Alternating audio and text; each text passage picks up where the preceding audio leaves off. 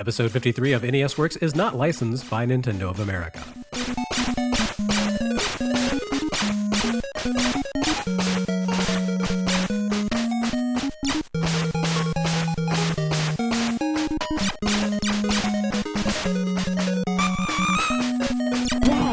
Nintendo's arrival as a console gaming contender made lots of children happy, and retailers were pretty thrilled too.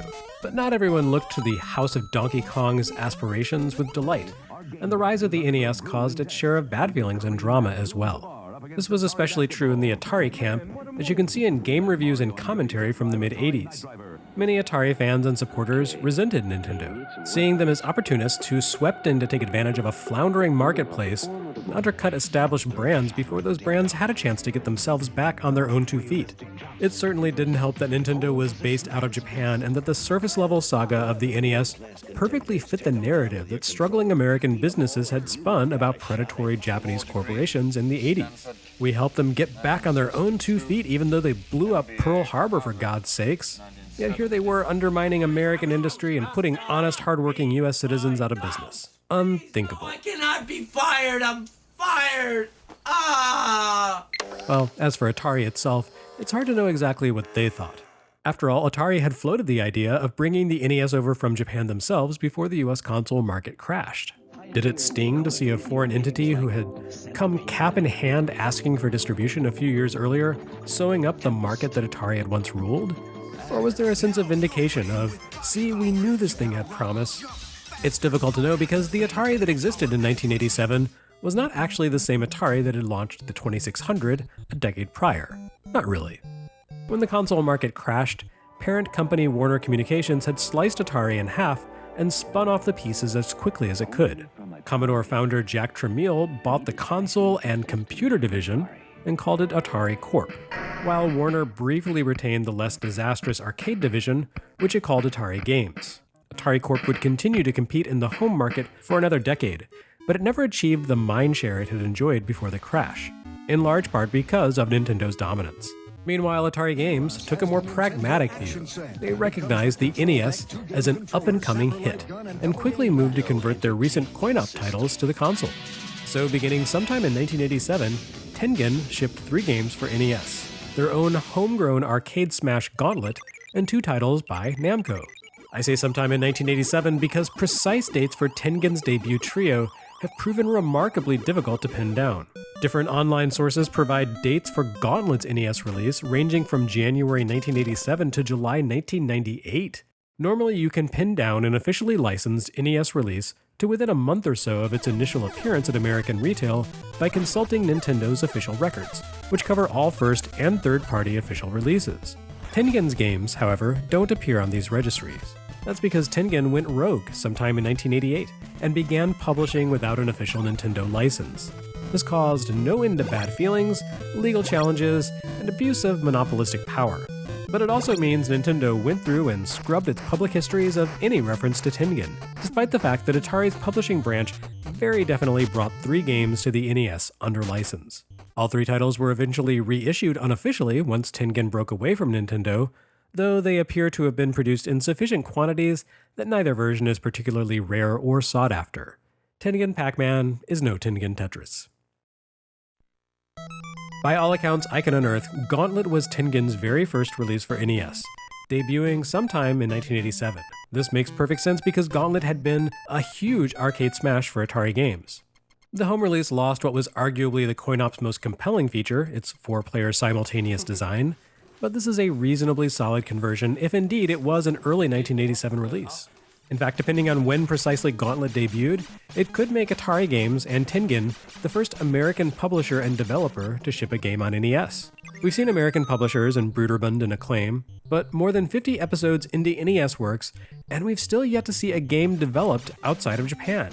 But Gauntlet was designed and programmed in California by Tengen's crew, even receiving technical support from Chris Drobny and Pat McCarthy, who had worked on the arcade release.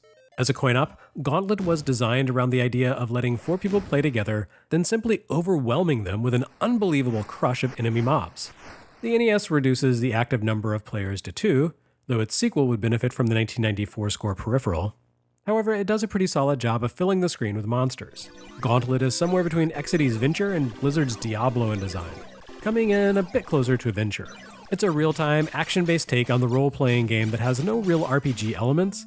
It simply makes use of the genre's window dressing. Players can control a character from one of 4 classes, each of whom have their statistical strengths and weaknesses baked in.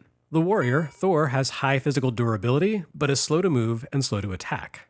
The Valkyrie, Thyra, has fewer hit points, but she has better armor than Thor, and is fast enough to evade mobs. Even faster is Questor the Elf, who uses a bow and arrow to take out enemies from a safe distance. A critical consideration since Questor has the physical endurance of soggy paper. Finally, there's Merlin the Wizard, who is even more frail than Questor, but fires magic projectiles that are considerably more powerful than Questor's miserable little bolts.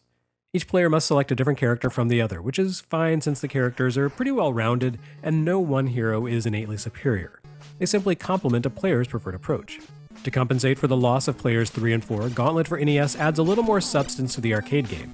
There are passwords and permanent power-ups, and treasure here no longer simply exists to put players on the attract mode scoreboard, it also functions as a sort of experience system, with earned cash conferring permanent max hit point boosts.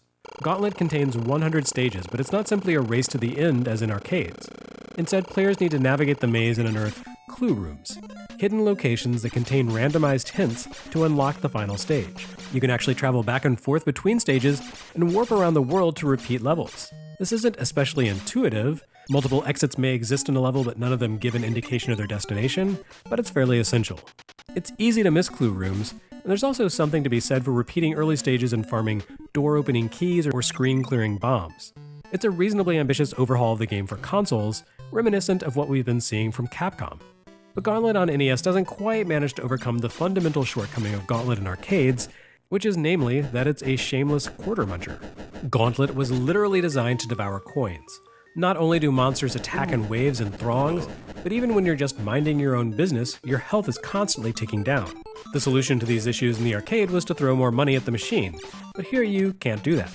So Gauntlet simply becomes really hard, since you have to achieve certain milestones in order to record your progress. Finding the exit in the treasure rooms that show up throughout the game will allow you to regenerate your health, and occasionally you can pick up food if you manage not to shoot it. But otherwise, it's a long, hard slog. It's also incredibly repetitive. The 100 stages are all various mazes full of mindless monsters, and they all make a beeline for players.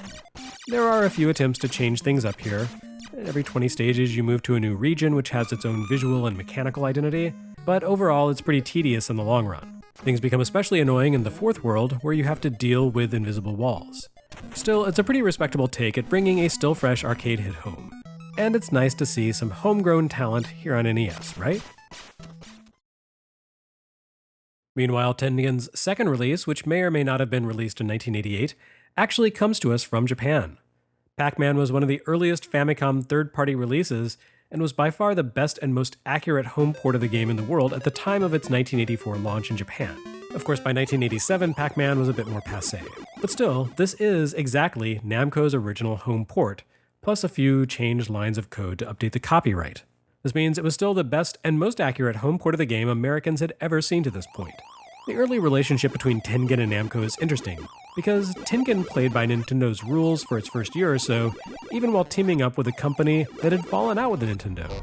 Plus, these two companies had a shared history with one another.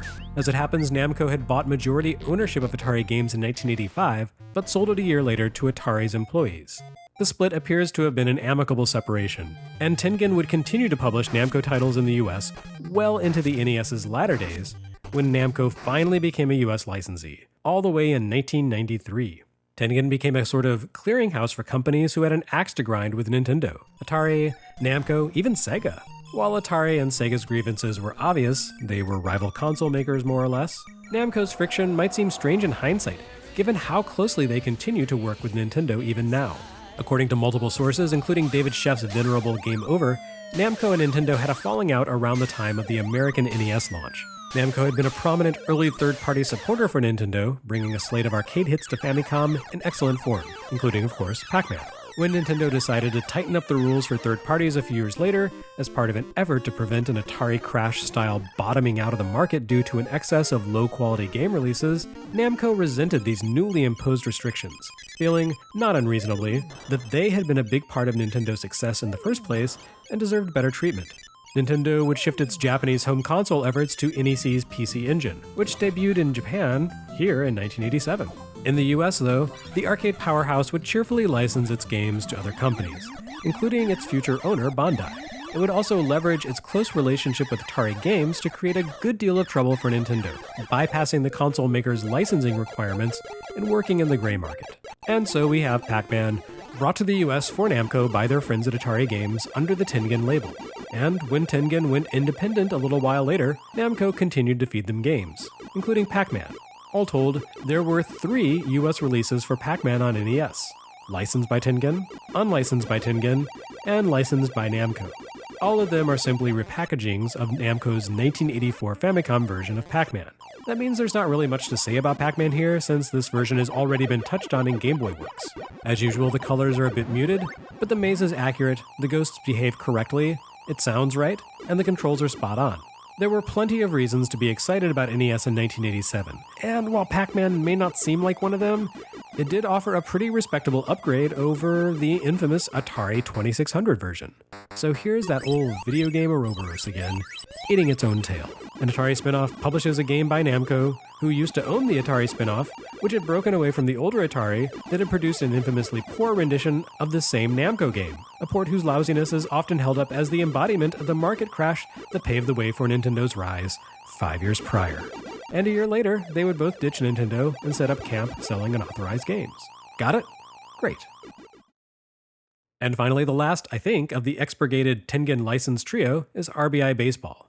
This one also hails from Namco, though it's not based on an arcade title. Instead, it's a US conversion of Namco's long-running Pro-Yakyu Family Stadium series, or Famista for short.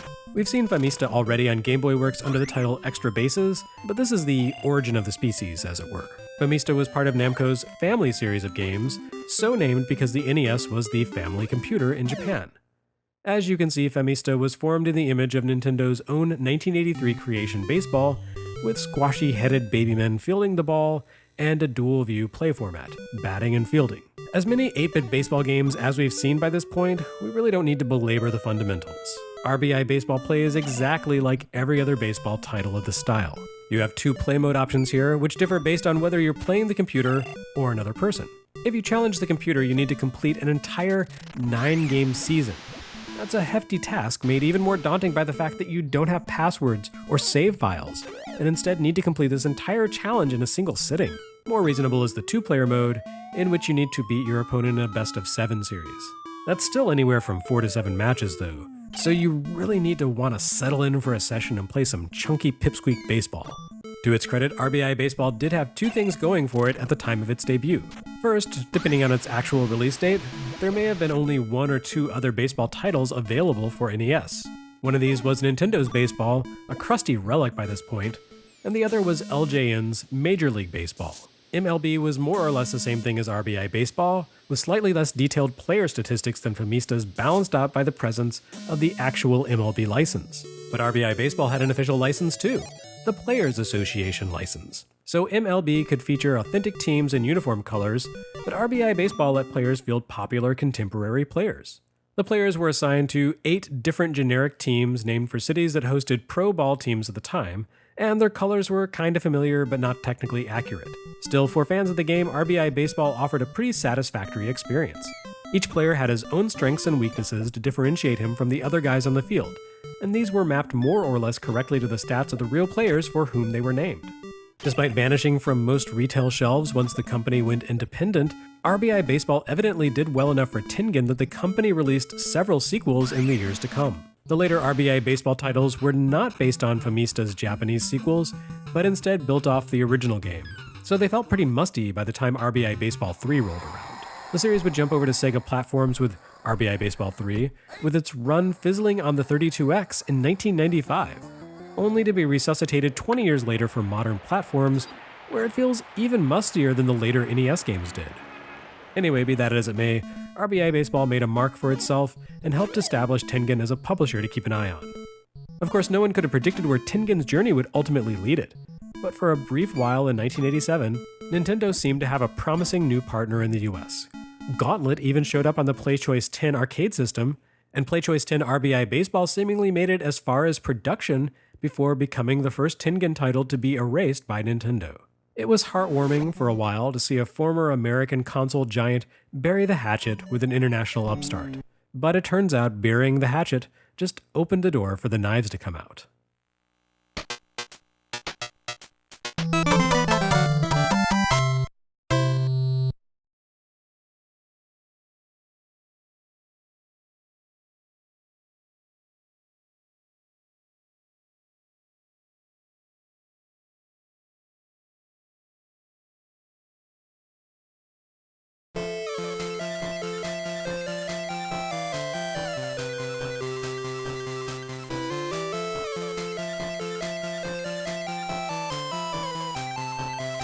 Next on NES Works, enjoy a little pastel-colored saccharin to cleanse your palate of all this bitter treachery.